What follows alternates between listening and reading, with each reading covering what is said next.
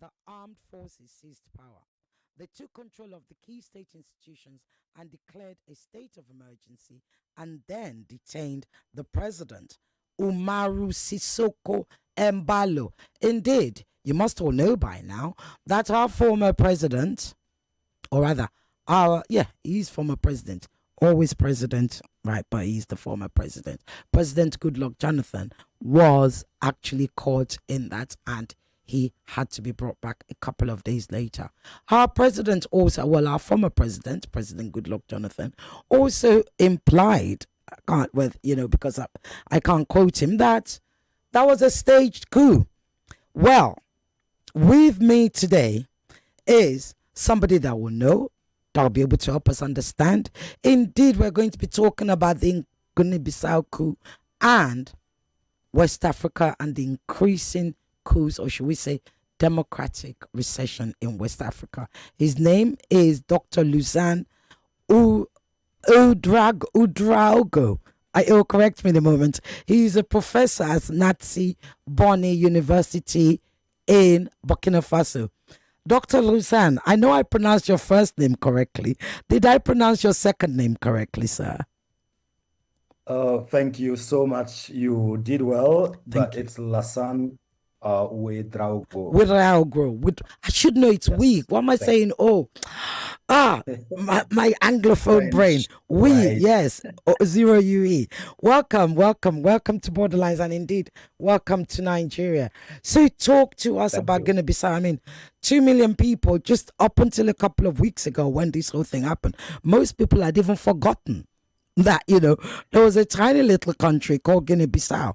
So tell us what's going on there. What happened? Frame it for us. Let's use that to start. What the world has witnessed in Guinea-Bissau is quite a tragedy in the sense that an election has been organized and national observers have qualified the election as a peaceful election. The conduct of the election was very usual. People were mobilized, people were motivated to go to the polls. They heading to the elections, Guinea-Bissau had some issues, obviously, but nonetheless, we were hoping that once the results came out, we were going to have a stable Guinea-Bissau moving forward. But in the mix of the election, while waiting for the result of the elections, the sitting president is the first to actually announce that he is victim of a coup d'etat. And then the military will come out later to corroborate the same story, which a lot of people are presenting this coup as potentially a placeholder coup. I love the term placeholder coup in the sense that it seems, although we do not have solid evidence to back it, when we analyze, we sort of like see that the president, the sitting president, the incumbent president who was perhaps perceiving his loss in this election has anticipated a coup d'etat against himself. And I'm advancing this analysis considering the number of times this man has declared a coup or a failed coup against him since he came to power. In February 2022, already maybe 2 years into his presidency, he would talk about a failed coup d'etat against him. Again in 2023, perhaps in November, and again in December, there was an attempted coup or a mutiny. And in November 2025, again, we see that he is detained by the military officers during elections before the result even came out. Who in his rightful mind will conduct a coup d'etat? And bear with me, I'm talking from Burkina Faso, a country that has witnessed countless numbers of coup d'etat. Who in his right mind would conduct a coup d'etat and leave the sitting president hands free to summon the press to inform of his own demise? So what is happening there is going to put all of us to test. It's going to put ECOWAS to test. It's a small country, nonetheless. in terms of size, in terms of population size. But this is a major test that the international community will have to deal with. Indeed. So, a sitting president who was up for re-election stages what you've rightly called, which is, like you said, it's a brilliant term, a placeholder coup. He's still in the country. That's correct. His opposition is now in Nigeria, I believe. What is the mood of the people right now? So just a small correction. I believe the sitting president is outside. He Oh, has he's been outside able as to well. leave. Yeah. Yeah, he's in this Congo, I believe. So he has been able to leave the country without being arrested, flying out to another country. Meanwhile, one of the opposition leaders who was actually claiming to have won the election was actually running for his life. And he had to run to the Nigerian embassy to seek refuge, or else God only knows what could have happened to him. So this situation is all the most so unusual. Coup d'etats, we have seen it over and over and over, but a coup d'etat that does not fit into the usual, the traditional coup d'etats. So how comes that the sitting president is able to leave the country? And a lot Well, of that's a good people question. in Guinea, Yeah. yeah, a lot of people in Guinea Bissau are asking the same question. They feel that it's not only a lost opportunity in terms of maintaining a democracy, but it's also a lost opportunity in the sense that their voices have not been heard because the military that came in is announcing a one-year transition. I know ECOWAS is down there seeking to negotiate with them, but they are already announcing that they're going to maintain a one term. They're not talking about, oh, we are going to look into the election result and figure out who won the elections. If that was the case, I was going to say, oh, well, these guys are really up to something. They want to maintain uh, elections. They want to maintain, make sure the choices of the Guineans, the Bissau Guineans, is respected. But that's not the case here. What we're seeing is the military group of officers who have just taken over, and very interestingly, in the cabinet that is being put in place to run the country, we see people who are really close to the exiting president. And that is all the reasons why a lot of observers are saying that this is quite unusual. Well, And this is what I was going to ask. How close is President Embalo to the military, indeed the heads of the military, and those, who are place holding this coup? I do not have a clear indication whether these officers, the high-ranking officers who have taken over, are his handyman. But what is sure is that in a small country like Guinea-Bissau, the higher-ranking military officers couldn't do this kind of coup in a very bloodless manner without at least arresting the president, unless there has been a previous conversation or staging. If this is a stage coup, then President Mbalo is a very, very, very poor performer. This is not how coups are done. And even if you want to stage it, ask anyone, and they will tell you that that's not how it's done. So, and we could also see that people who were close members of the exiting government are now part of civilians, part of the incoming government, military government.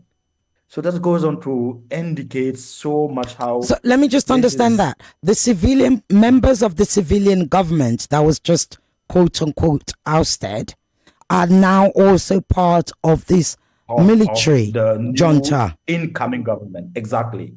Right. So, Were they so military members before, or are they going to be civilian members of this military government? no, this is definitely a military coup. But when you even when the military take over and they want to form a Mm, government, mm. oftentimes they need technicians, they Technician. need Yeah. people with Yeah. skill, and when those people are coming from that party that was running the country Mm. and were seen not so long ago alongside the president campaigning, then it goes on to say a lot about what has been cooked out in this wonderful Guinea-Bissau.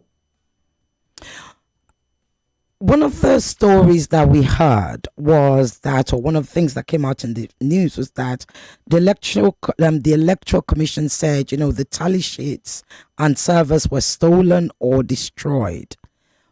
How does that? And of course, there was a good turnout of voters for these past elections. So how does that feel for actually residents, the voters, the citizens of Guinea-Bissau, whose, if you like, democracy appears to have been stolen? This election was organized in such a way that international observers were on the ground. ECOWAS, namely the African Union, namely the EU, all of them were there to oversee the conduct of the elections. So, and the Guineans entrusted that particular body to oversee the conduct of the election. How comes that after the coup, we're talking about um, the tally sheet being stolen by who? In whose interest. So I think this is the story being told, but the we are more likely to believe that um, this it's not a safe place to be right now as an election organizer. The institution in charge of so they will just say anything that will save them. Honestly, if military men are in charge, whatever thing they tell you to go out and say, that's what you're gonna go and say. Well, So were any of the electoral officials arrested, detained? to date, I haven't been able to document any of that, although I have been in conversation with people on the ground, colleagues and friends who are in Guinea-Bissau and seeking to see, how are they doing? How are they coping with this situation? And what I'm getting is that, no, none of that. And hours after the military announced the coup, actually, some Guinean people came out in the street to protest. Right. Some people actually came out to protest, saying, no, no, no, no, no, you're stealing our election, you are stealing our stability, you are certainly knocking us back into something we haven't dreamed of at all. And how did the military respond to that? Were they aggressive, or they just allowed the protesters to get on with it? Obviously, they didn't allow it to go on and on and on. So people were quickly Dispersed. dismissed and Yeah. dispersed. So and the and that allows us to, as observers of the regional international scene, to start looking for ways to understand what really happened in Guinea-Conakry. Was it really a coup d'etat? What if it was really a coup d'etat? What if Mbalo did was actually a victim of coup d'etat? We cannot rule that out either because there are other forces. Obviously, when you take a country like Guinea-Bissau, you would say, oh, well, it's a small country. It's the population is small, the economy is not that big. But underneath all of that, there's also another major, major thing that Guinea is oftentimes known for in a very infamous way, and that is sometimes the narrative in which Guinea-Conakry is linked, the name of Guinea-Conakry is linked to international drug cartels. And when you factor that in, Yeah. when you look at that side, of course, cartels and all the organization that goes with it, it stretches far beyond that small country, all the way to Latin America and Europe. And so, could we envision a case in which the drug cartel might step into Guinea-Bissau and seek to push in military men that might be in favor or might be close to that kind of a, international network of, of drug dealers. Mm, Could that be the case, given that in a not so distant past, mm, Guinea-Bissau was actually um, presented as a hub for international drug cartels and military leaders and officers mm, who might actually be close to Mbalo. President Mbalo were actually cited in some of the reports, and I'm talking of UN reports, that they might be part of or facilitating those international networks of drug and cartel. So I don't have any evidence to suggest otherwise, but I'm just pointing that out as another dimension to the crisis that is unfolding before our very eyes in that Guinea-Bissau, given that the economy is also not that great. and this is what I was going to Cashew say. nut, Yeah, you yeah, talked about the narcotics. Um, sort of is it a parallel economy to the economy of the country? Number one. Number two, absolutely. That's often when you have such a large drugs, or criminal parallel economy, the elites, especially the political elites, are part of it. Could this coup have been sponsored? Could it be some sort of turf war? It could. And if that is the case, the Guinean people are hostage of an international cartel. It could easily be because the cartel does not really care, Mm, because if they need to run that parallel economy, and that is an extremely difficult state to control, given the number of small islands that are present in Guinea-Bissau. So, and the Guinea-Bissau army is unable to fully control and have a clear coastal surveillance that will prevent that from happening. And if the cartel is able to actually influence some, officers to take over, mm, that could be a very bad situation, but we're hoping that that's not the case. But in any case, you don't do a coup d'etat without having some sort of backing up, some sort of alternative, exit in case it doesn't work. mm, In some sort of financial support somewhere whenever the international community begins to like shut down, closing up on you. What do you do then if you don't have that kind of a prerequisite, backing up, or some sort of exit where you can actually lean on? And that is why some observers are also looking into how the drug cartels and the economy that it's bringing into the country might have something to do with this coup d'etat.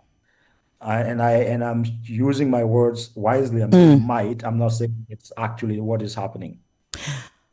Let's talk about. I mean, we'll stay on this. So you were going to say earlier about the economy of Guinea-Bissau, which is what, cashew nuts. Yeah, I think cashew nut is the major export product in that country. And it's very sad that with a population of around 2 million, they are still unable to take good care of that population. So there's a lot of suffering going on. There's a lot of uncertainty, on a day-to-day basis for the common man. So that is perhaps the reason why the drug cartel was able to actually seek implant very strongly in that place. Although drugs is not, it's an exit point, Mm. and Well, this is it. Where so it goes from Guinea-Bissau to where, and why to Guinea-Bissau of Europe. all countries? It's a hub. It will go because of its geographical location. Hmm. And I was mentioning the fact that Guinea-Bissau has over 80 small island. Right. So it is quite difficult to be able to monitor all of that to make sure that any boat that is coming from Latin America and stopping at any of those coastline points, stopping point, but once it lands to Guinea-Bissau, the next route is toward Europe and perhaps Central Western Africa as well. And the UN reports actually identify some of those routes clearly that Guinea-Bissau is pretty much a trading point, hub where drugs coming from Southern America would land there, and the next route will go from there to Europe or to inland West Africa, for Mm. that matter. Okay. I mean, I have.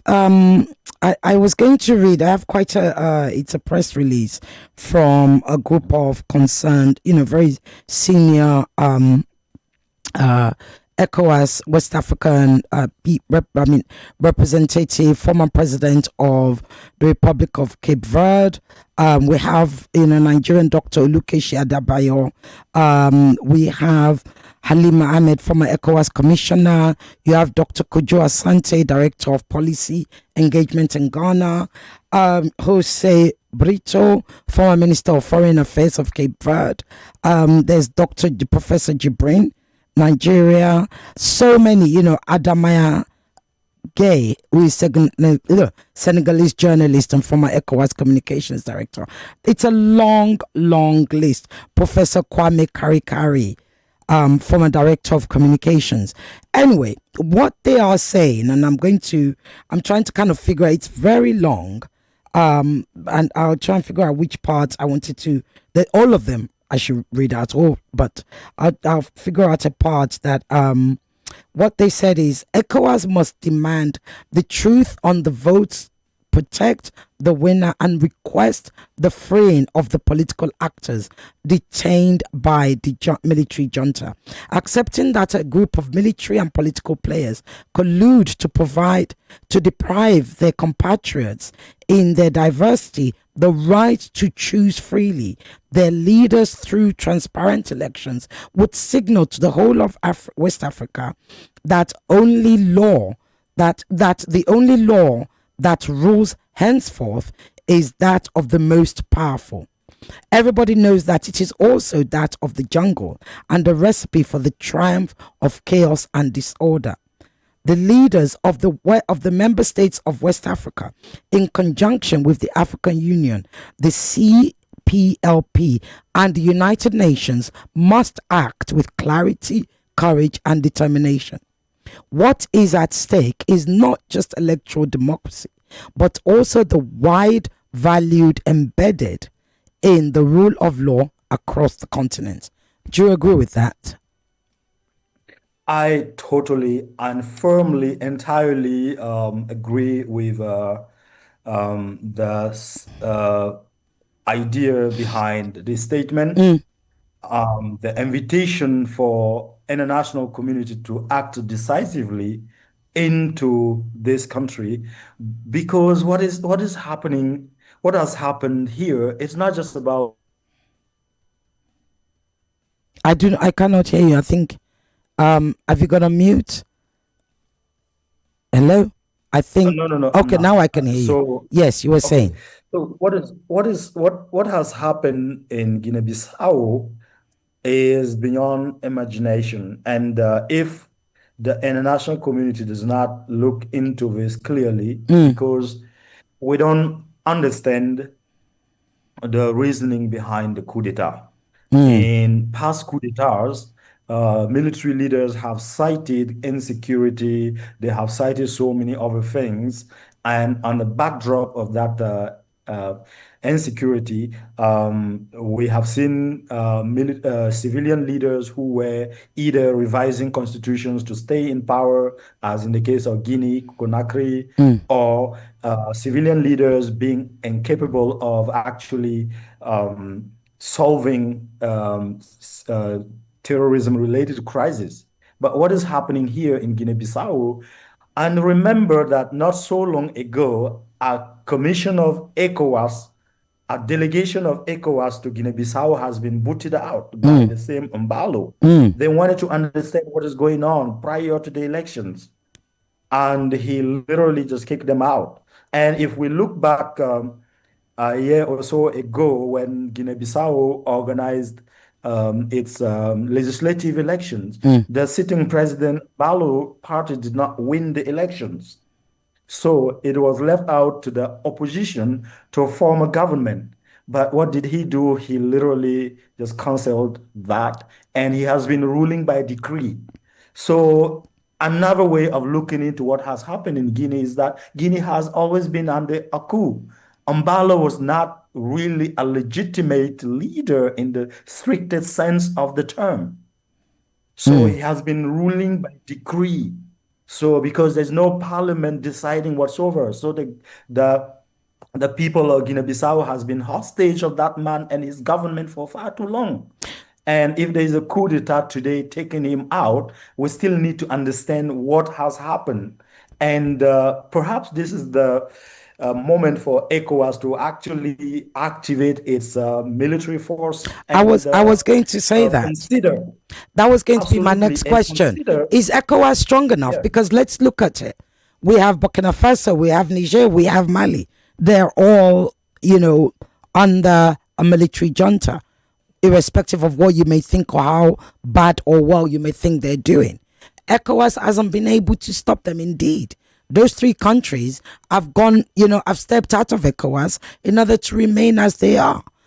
Has ECOWAS got the backbone, the courage to actually step in and stop another country from falling or remaining under the umbrella of a military rule? I think what has happened in Guinea is really bad for the other military coup leaders. But at the same time, it's an interesting exercise for ECOWAS to reaffirm that it is still in this conviction, still has this conviction that West Africa has to be a region of democracy. West Africa has to be a region that works under democracy, and that the people across West Africa, whether you are Guinean, Ghanaian, Ivorian, Nigerian, that your voice should matter. And what has happened in the Sahel region, ECOWAS has made a certain number of mistakes in its engagement with those countries Mm-hmm. that has led to what we know has happened. But in the case of Guinea, ECOWAS has been quite nice with Mbalo. ECOWAS has provided a certain number of support, a certain level of support prior to the elections, sending high-level mission to hear them out. What is going on? What is the reason you are not having an understanding? Mm. How can we support you? And how can we mobilize the international partners to support you to go to the elections? And elections cost a lot of money. Mm. And I know for sure that the international community has supported the organization of that election.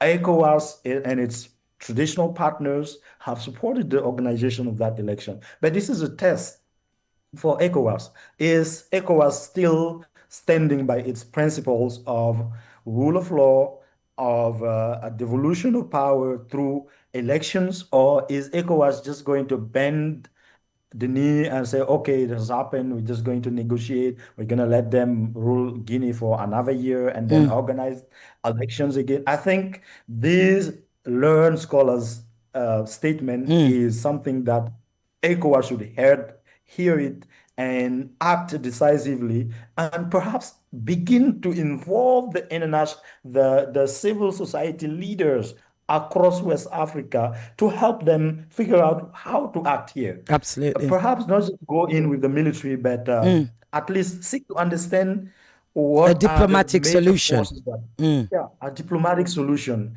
And that diplomatic solution has to be firm. It has to be a very firm diplomatic position. And all the international partners of Guinea-Bissau should be on the same board to be very firm that, okay, you have stepping in and saying that the conduct of the election is problematic. Okay, why are you not addressing that matter? Why are you not looking into the election results and figuring out who actually won the elections? Yeah, Why are you setting up an agenda for yourself? indeed. And on the question whether ECOWAS still has a backbone to act in this situation still stands. I think in the coming weeks and perhaps months, we'll see if it's still the ECOWAS that we have all known, or because if every time there's a coup d'etat, you are issuing statements, you are calling the various parties to come, and eventually you are letting it happen, or you are imposing sanctions on the military leaders. If you are imposing sanction on Guinea-Bissau now, you're going to sanction the Guinean people. It's not the military leader. None of them is going to actually feel the actual effect of any economic or political sanction. So those sanctions don't work. Thank you. And you have to make sure this coup don't happen. I think ECOWAS has missed an opportunity to act decisively when ECOWAS got kicked out of Guinea-Bissau prior to the elections. Yeah. Yeah. So Before I open up the lines, you will be able to call in a few minutes. 0201-277-0993, 0201-465-7190. You can send your WhatsApp message to 0809 597 5805. Prof, let's talk about democracy in Africa, at least West Africa. It would appear democracy is dying. Would you agree? And why is it dying? I don't believe that democracy is dying. Okay. Because West Africans, by all standard, by all international and our own local data, if you look at the Afrobarometer's data, recent data, you still find that West Africans are longing for democracy. It is the modality, the form, the type of democracy that is becoming a little bit too problematic for most West Africans. Or else, people love the individual freedoms. They love to be able to choose their leaders and so on and so forth. But there are certain forces that are actually under the way, preventing that from happening. What forces are those? What forces are those? Those forces are economic forces, primarily economic. This is one of the regions of the world where there's a concentration of poverty, there's a concentration of misery, there's a concentration of all kinds of evil that the everyday folk are living through on a single day. In Nigeria, I was witness of at the moment when a driver told me that in Nigeria, everything is possible. And I was grappling with that idea of everything is possible. Do you mean when I step out of your cab, I'm going to see a lion, or he told me it's possible. Everything is possible, not in the positive sense. Life is very, very fragile. You can take your daughter to a hospital tomorrow, and the next day you are unable to buy medication for her. It's that kind of fragility that is the first thing undermining democracy, because people are perceiving that, the political elite is coming toward us every 5 years or every 7 years to seek our voices. But once they're gone, we don't know what they're doing until the next round of elections come again. Okay. So what are they doing in between? So that is primarily one thing. West Africans have not been able to enjoy the dividends of democracy the ways in which other people across the world have been able to do so. And that is quite something that undermines democracy. And secondly, in some quarters in West Africa, our traditional partners have not been always fair in dealing with us in terms of our various partnerships, whether again in the economic side or and Extractive a country neocolonialism. extractive, Yeah. exactly. A country like Nigeria is producing oil, Mm, and I can still see power outage in the capital city, mm. and that is not acceptable. A country like Burkina Faso, when people are talking about democratic backsliding, I hate to see where we are, what we have undergone. I don't like it. I didn't like it, Mm. but we're not backsliding Well, I did because we want to didn't ask you have. about Burkina Faso because I spent Yeah. and you know I'm glad you are from Burkina Faso. I spent 90 minutes listening to the interview, the press pally. So it wasn't one of those translated Mhm. things on YouTube. It was literally a press pally between um Traore, General Traore, and the press of Burkina Faso. And I'd like to get your opinion on how he's doing. I know the impression that I was left with, but of course, I don't live there. I'm not from there. I heard him. Let me tell you what I heard, and correct me if I'm wrong. What I heard was a general, a leader whose focus is, look, we are going to internalize for now. We're going to isolate ourselves from the world so we can actually build our country and reset what, do a reset, but it's a hard reset till we can do better. Once we're doing more better, or once we're stronger, we can then open ourselves up rather to the rest of the world. I paraphrase, like I said, that's 90 minutes that I've just paraphrased in that. That's the long and short of what I heard. What am I correct? Is that what you see? I think to some extent you're correct because there's a social resetting. Mm, There's a social resetting and a social rebooting, a social reorganization at all levels. When our children graduate from high school, they now have to go through military training, almost like what Nigerian high school graduates do, the public service, those youngsters that we see doing internships here and there, something like that, except that these youngsters have to actually go through military training mm. and get educated on the history of the country. So there's also some aspect of rewriting of our history and our stories. So that's why I'm talking of a social rebooting, Mm, a social reorganization mm, happening. mm. On the economic ground, there's a lot of things also happening That's right. because He he's said telling us so. that I Yes. cannot understand that we've been here for so Mm. independent for so many years, and even a chair to sit down in an office, we have to bring it from somewhere else. The tile that we lay on our houses, In fact, if why I is may it just that? interrupt you, one of the things I wished we had started this part like 20 minutes ago about Burkina Faso, but I wanted you to finish on Guinea Bissau, and we only have about 8 minutes left. One of the things he said, again, correct me if I am wrong. One of the things I heard him say is, look, I've had to spend a lot of, when I came in, our boys, this is the military guys, our soldiers, they didn't have equipment, they weren't being paid, they were hungry, the morale was low. We had to bring them all back in, retrain all of them. I was part of that training. We then gave them equipment. They feel much better. We spent a lot of money on buying equipment, but we're not going to be buying anymore. Now we're going to start making our own equipment because we've told the people who sold it to us to come into our country and teach us how to make it. Is that correct? That's exactly what he said, and the direction is headed there. He's moving toward that direction, saying, why is it that for so many years Africans don't have weapons Mm, and Africans always have to go and buy, even ammunition, we have to buy them. yeah. Why is it that 100 years ago, thousands of years ago, Africans were actually able to to make, create yes, their own, to make their own yes, technology manufacture, at that time. Why is it that today we're unable to manufacture?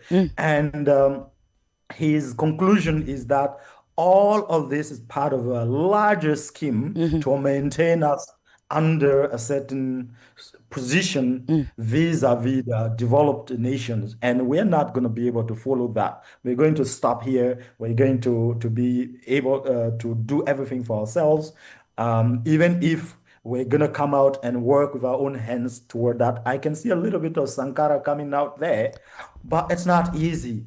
Right. We are used to so many things. So I'm going to ask you then, I have to interrupt you because of time. Then, as a Burkinabe, given that you've heard and you've confirmed everything he said, that I heard him say, you've confirmed it to be happening, or at least there's evidence of it happening and everything. This is a military leader, right? Sankara himself was a military leader.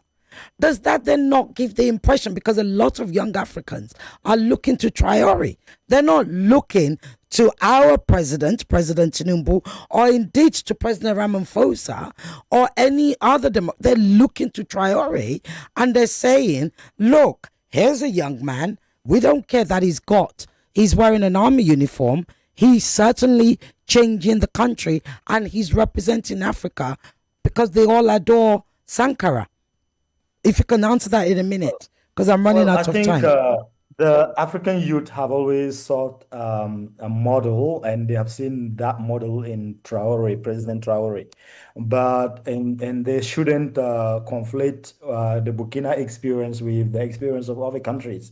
Because if Burkina was doing well, if Burkina was doing equally, even a little bit like a country like Ghana or a country like Nigeria, if we were doing almost the same, perhaps we wouldn't have supported and embraced the military regime. Right. But it's because our situation was far worse. And that is why I always say it is so easy to satisfy the Burkinabe, because we are not used to getting anything done. You are starting from the bottom and now you're going up. So he can only, so there's no way for him to lose. There's everything for him to win.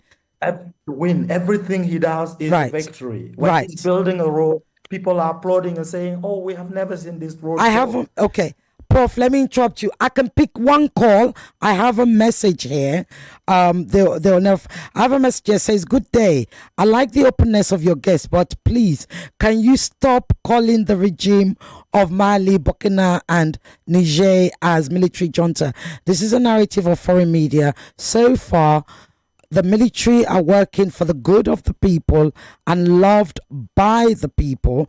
They have been fighting against terrorism and development in the same time. Thank you. Well, you didn't put your name, but yes, thank you for your message. Right, Prof? Hold on, let me answer this quickly. Hello? Hello, very quickly, 30 seconds. Hello. Hello, Cecil Gay. Good evening. Good evening, very quickly, please. Yes, my name is Ige from Badagry. Go ahead, very quickly. ECOWAS is quick in condemning the military coup d'etat. But what is ECOWAS doing about leaders or rulers, I call them, who want to sit, democratic rulers. Yes, thank you. Never want to leave power. Thank you. Right, there you go. You've got two there. The first one I read out to you. I'm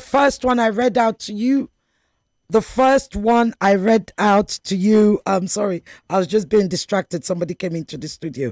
If you want to comment on that and then answer his question, you have a minute to do that, if that's possible. Prof, can you hear me? Prof, can you hear me? Hello? Yes, can you hear me? Yes. I said you have a minute to respond to the question, to that message that I read out, saying not to call the military junta, and also to that question.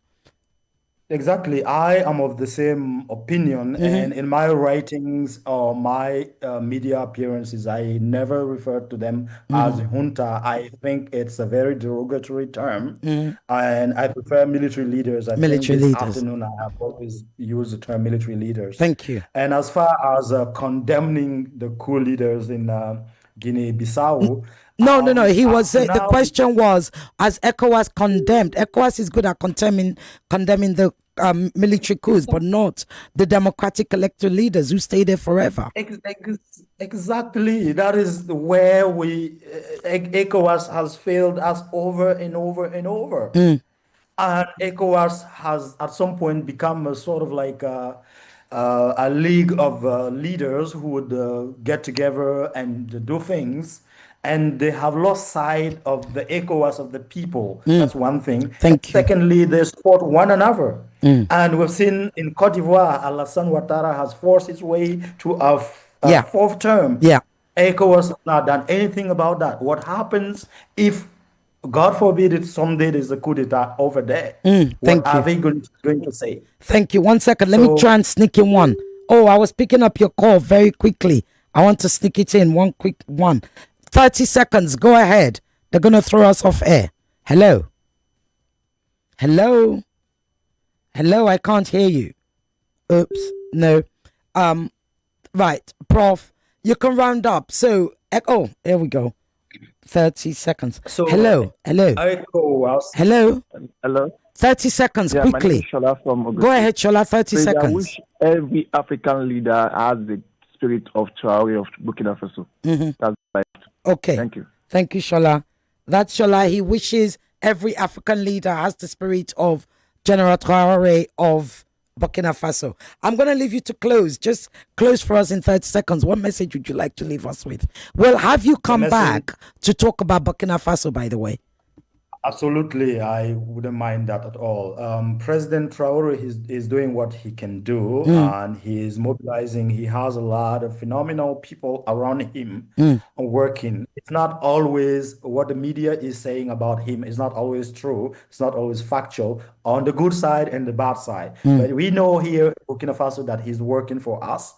A lot of people are also standing against him, and those are the career politicians and the lackeys. That is happening. As far as what is happening in Guinea-Bissau, ECOWAS this is a homework for ECOWAS. And the lives of the people in Guinea-Bissau are on the line, and they better act decisively and correctly. Thank you. Dr. Lasanne Ouedraogo, I got it right this time. He is a professor. Yes, you got it right. He is a professor at Boni University. You are listening. Thank you. Thank you so much. We'll have you back, Doc. Thank you. You're most welcome. Thank you. God bless you. Thank you. Let's talk.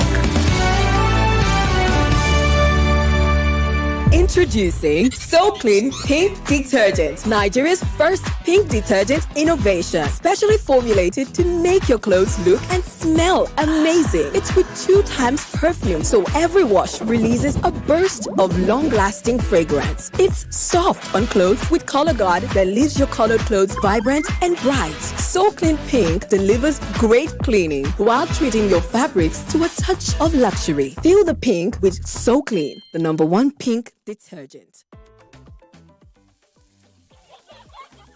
Every meal I cook must taste just right. Rich, delicious, full of love. We hear you. Your Maggie Star in double cubes. Double the flavor, double the convenience. The same trusted taste you love.